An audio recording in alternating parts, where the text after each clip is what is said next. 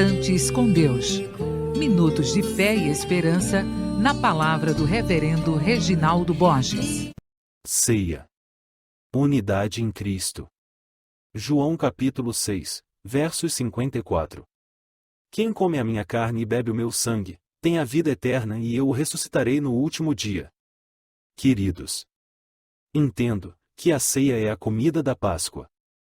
Este cálice é um cálice de bênção. Por isso Jesus agradece com a bênção judaica. Santificado és tu, o Senhor nosso Deus, Rei do universo, o Criador do fruto da vinha.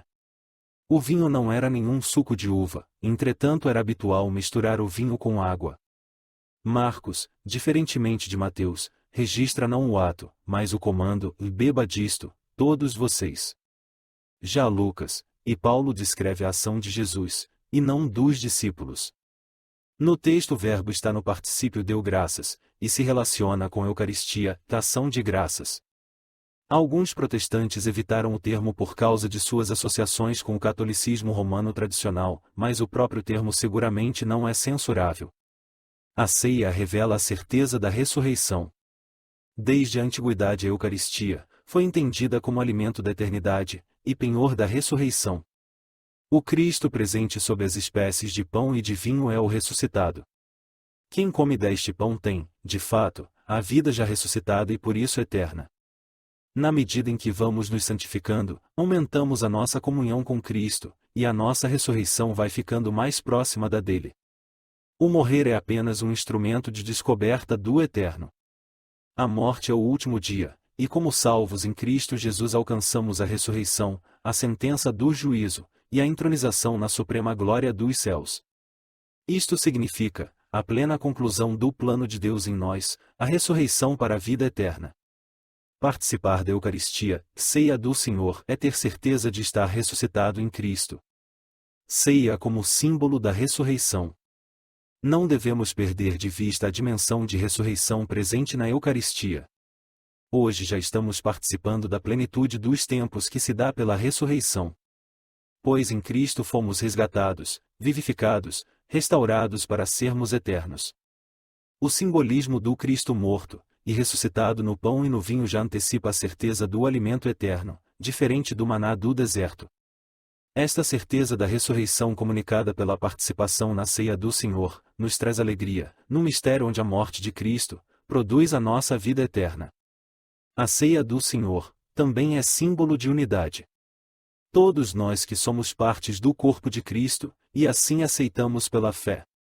Primeira carta de Paulo aos Coríntios, no capítulo 1, versos de 9 e 10. Lemos: Fiel é Deus, pelo qual fostes chamados para a comunhão de seu Filho Jesus Cristo nosso Senhor. Rogo-vos, irmãos, em nome de nosso Senhor Jesus Cristo, que sejais concordes no falar, e que não haja dissensões entre vós, antes sejais unidos no mesmo pensamento e no mesmo parecer. Cristo é a cabeça da Igreja, e o centro de unidade universal, requer que cada um de nós sejamos fonte de unidade na Igreja.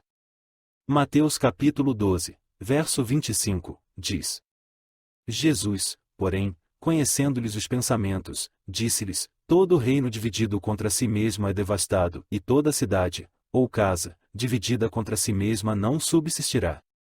Paulo prega o mistério de Cristo que realiza a unidade entre judeus e gentios.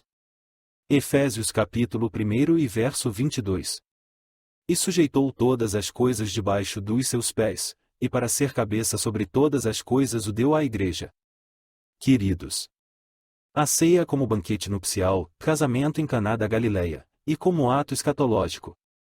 Apocalipse capítulo 14, versos de 1 a 3, disse: E olhei, e eis o Cordeiro em pé sobre o monte Sião, e com ele 144.000, que traziam na fronte escrito o nome dele, e o nome de seu pai.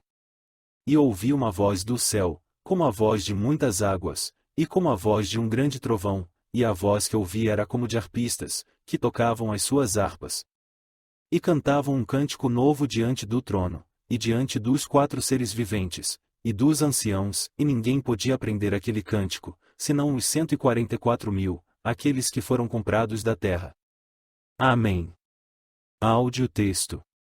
Ministração do Reverendo Pinho Borges.